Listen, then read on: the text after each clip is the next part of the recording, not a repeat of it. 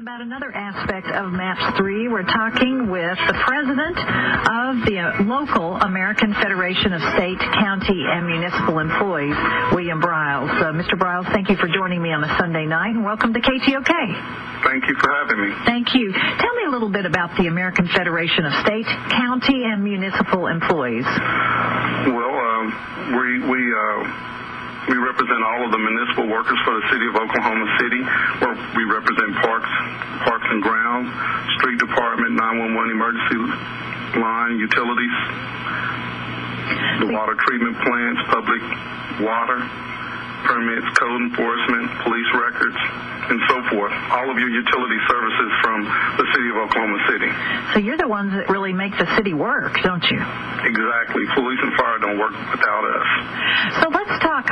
The reason I called you is that a couple of weeks ago I saw the different presidents of the different unions here in Oklahoma City raise some serious questions about MAPS 3. And so I wanted to be sure and give you your say. I've had the FOP, I've had the firefighters, and now it's my pleasure to be talking to you. Actually, this whole thing has really educated me quite a bit about who is doing the work of our city, if you will. So tell us about what you said to the members of council from the point of view of AFSME. Well, my point was I believe they need to go back and revisit the budget and budget for more public safety positions. At this point, we haven't caught up with the growth of Oklahoma City since 2000, and we're still behind. Every year, we're asked to take either 1% to a 2% budget cut. I believe that this is the exact time to go back and budget for employees at this point in time, use some of that money and budget for the positions that we're about to lose, because we've been asked to take a 2% budget cut January 1, 2010.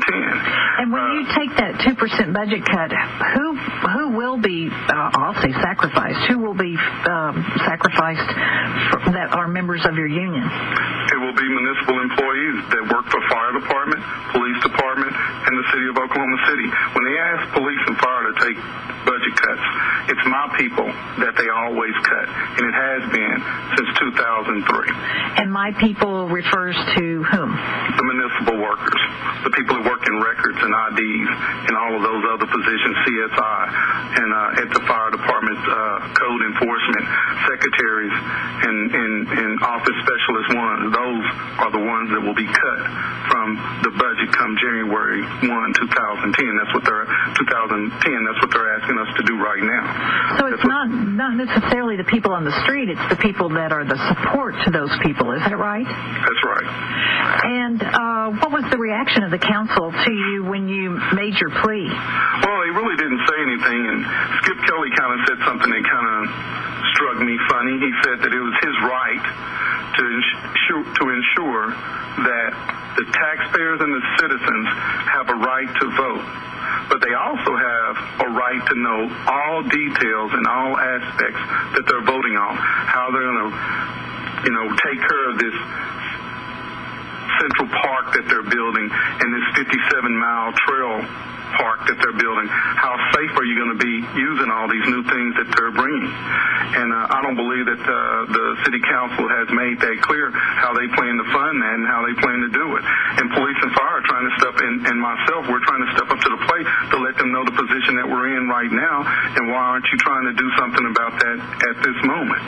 I think it has been an incredible education for me, because I had no idea. I work at a college. We've been taking cuts. We've been doing exactly what you've been doing. But I don't know that I realized that public safety was being affected, just like our college was being affected because of the economy. So it has been a great consciousness raising for me. And so I appreciate your time and the fact that you all would step up and say this. Has anyone given you any encouragement that they are going to really look at how to grow your budgets?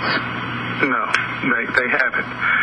No one has addressed me, or no one has made any contact with me whatsoever about the things that they plan to do in the future for more positions. And, Mick Cornett also said something that was kind of peculiar to me, and I really didn't understand it. I watched him the other day on the news, and he said that the people trust and know what he and City Council would do with the money because they've already seen what we've done. So I don't even believe that there's going to be an oversight review board this time around for MAPS 3. There's no mention of it. It was in the last MAPS project, but there's no mention of it now. More or less, give us the $77 million, and we'll go and do everything that we told you we'd do. I haven't heard him mention it either. That's right. And the citizens, that went right over everyone's head. Well, the interesting thing, Mr. Bryles, that I've noticed is that people have forgotten that they were voting for ideas before, and they thought they were voting for finished projects. And now when you go back and say, oh, no, we were voting for the ballpark and we were voting for the library, those were ideas. You know what I'm saying? Mm-hmm. So it is a very interesting time in our discussion about MAPS that we're realizing, wow, I don't know that we realized that at the time, that, we're wiser and smarter and all that stuff. So what, if in a perfect world, what would you want them to do? I was teasing Gil Hensley, the president of the FOP, and I said, would you want it to be MAPPS and the extra P and S would be for public safety? And he laughed at me. What do you think? Well, what I really would like to see is that they take it off the table, that they don't rush it. I believe in MAPS 3. I like what they're doing. I like what we've done in the city, and they have done a good job. But I see how short we are in every department that we have. I have guys that are working 16 and 24-hour shifts in waterline maintenance. I have guys in Parks Department that are working weekends by themselves with rear loader sanitation trucks, which is a very dangerous situation for them. And it's also dangerous for the public that are in the parks. There have been situations where citizens have called 911 and have been placed on hold. My 911 operators are working 32 mandatory hours a month and plus. The average 911 operator probably works 50 to 60 hours a month overtime and has the last two and a half years. If we weren't going through MAPS 3, would you be pointing this out to the public? Always have been. I have worked with personnel to assist them in hiring employees, doing a better job in the hiring process so that we can get more 911 operators. I've written letters to City Council and to MT Berry and to Bill City. I've been working on this now for the last 2 years. I've written letters about our street department and our maintenance, our masons crew, and how short they are. They're working 3 temporary employees with 1 mason.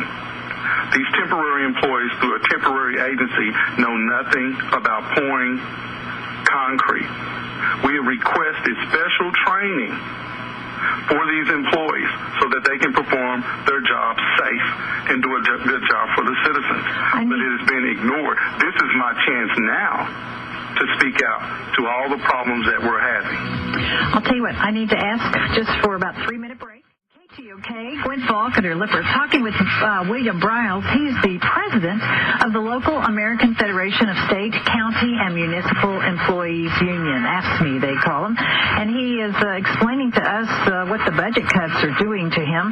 This past few weeks ago, the different unions in Oklahoma City made a presentation to the city council about what the budget cuts are already doing, and they actually indicated to the council their feelings about MAPS 3. So I must kind of ask you up front here, if I could, President Bryles.